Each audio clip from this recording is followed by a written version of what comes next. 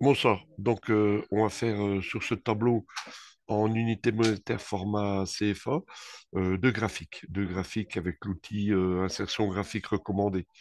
Donc, oui, pour toutes mes vidéos, là, je précise, donc le classeur est à votre disposition pour ceux qui me le réclament éventuellement, hein, s'ils veulent s'entraîner. Donc, là, je m'aperçois d'une chose, c'est voilà, donc les petites optimisations de largeur colonne ici avant de démarrer. Bon, voilà. Donc, je vais faire un premier tableau on va toujours prendre en abscisse les dates. Donc, je démarre ici. Et puis là, bon, cette fois-ci, on va prendre la quantité. Par exemple, pour le premier graphique, les colonnes A et B. Donc, on va sur insertion. Il y a l'outil dans la boîte graphique recommandé, qui va nous faire une suggestion. On va prendre tout de suite celui-ci. Euh, voilà, donc, on regarde ce que ça donne. Bon, évidemment, les dates se chevauchent un petit peu. Je peux le dimensionner, l'agrandir. On peut faire une petite personnalisation là-dessus. On voit qu'il est pas trop mal au niveau des recommandés. En principe, la première option est plutôt bonne. Donc, on voit aussi le 30-12 départ de date. Donc, il y a un espace entre le 30 décembre et comme à la fin, entre le 29 janvier, il rajoute une date, entre guillemets, avec une marge, quoi. Donc, mais par contre, on peut personnaliser peut-être une feuille de... Bon, l'entête est bonne, quantité de miel vendu, etc. Donc, l'entête est... Et puis, en ordonnée, c'est bon. Juste une chose qu'on peut personnaliser, par exemple, les étiquettes de données.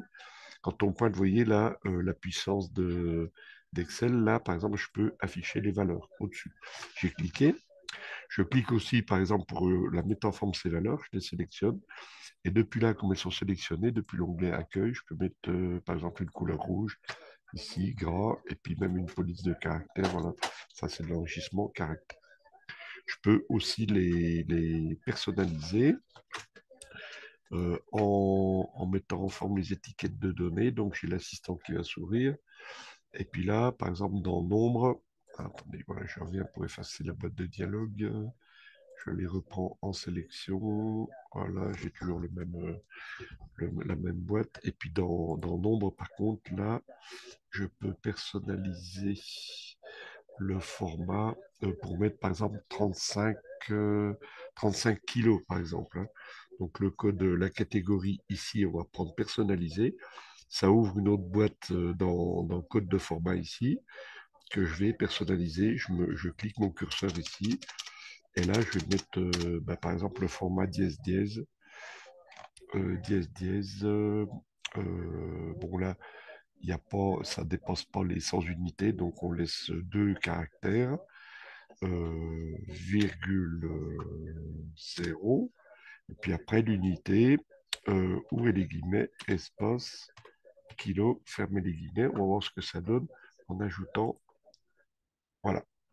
Et donc là, j'ai personnalisé. Exemple de personnalisation. Donc, voilà. Donc ce graphique-là, bon, on a une feuille vierge à côté, par exemple ici, on va le couper et puis le mettre sur la feuille 3 à côté, bon, feuille appelée 3 ici. Je fais un clic droit, coller, bon, il est là. Je le mets pour l'instant d'attente ici, je reviens. Là, je fais tout de suite un deuxième graphique avec ici. Attendez, je dézoome un petit peu pour le tableau complet. J'ai pris les dates, puis cette fois-ci en ordre, donc toujours date en abscisse, ordonnée, prix final après remise. Voilà. Donc là, tout de suite insertion, graphique recommandé, idem, on va voir l'outil. Donc là, apparemment, bon, bah, c'est pas trop mal aussi. On peut prendre aussi le deuxième, par exemple, on peut prendre celui-ci avec les dates inclinées. Là, bon, il n'est pas trop mal. On a le même graphique. Non, il est pas super. Donc on s'aperçoit qu'on a un petit, on est surchargé au niveau des dates. Puis les dates, bon, on a trop de. Je pense que le premier est meilleur. Donc je vais le couper. Je reviens, j'ai toujours ma sélection. Je reviens sur insertion graphique recommandée et je vais quand même prendre la première option qui correspond à l'autre, qui finalement n'est pas trop mal. Bon, on peut dimensionner avec les poignets tout de suite, mais peu importe. Donc on a un graphique avec les ordonnées CFA, etc. Donc, on peut reprendre comme tout à l'heure. Donc là, effectivement, le titre, il me l'a mis automatiquement. Prix final après remise qu'on peut même lui personnaliser, hein, comme tout à l'heure le reste. On peut mettre bon, la couleur rouge, j'aurais pris du vert. Avec la palette, c'était pareil. Hein, donc, gras, etc. Taille caractère, pareil. On peut mettre du 18 si on veut. Voilà, exemple comme ça. Et puis on peut prendre également, je clique toujours les étiquettes de données comme tout à l'heure, ici. Et là, bon, ben, il a pris directement les CFOC, les unités sur les crêtes. Donc je peux cliquer. Et puis là, ben, puisque j'ai la bonne unité, je n'ai pas à faire tout à l'heure comme la personnalisation. Je peux changer la couleur ici directement, rouge, gras et puis une taille un peu plus grosse, 12 par exemple, voilà. Donc j'ai un graphique qui est pas trop mal. Idem, je le prends, je le coupe, je le mets sur la feuille 2, et là, ici, n'importe où, je le colle en première option. Et puis maintenant, je vais m'amuser, j'ai un outil d'alignement. Enfin, je vais m'amuser, non, je vais faire un document avec deux graphiques que je vais grouper.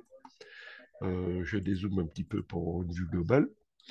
Là, j'aligne un petit peu au niveau des tailles. Bon, en hauteur, je fais mon possible comme ça. Mais avec la touche contrôle, je les sélectionne les deux. J'ai un outil d'alignement dans mise en page, onglet mise en page, aligné ici.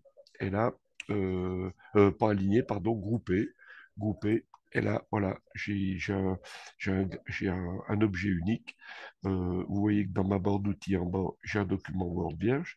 Donc là, je fais clic droit, je sélectionne pardon, là, attendez, bon, là, je peux peut-être regrouper plus finement parce que je vois que, voilà, je regarde au niveau du...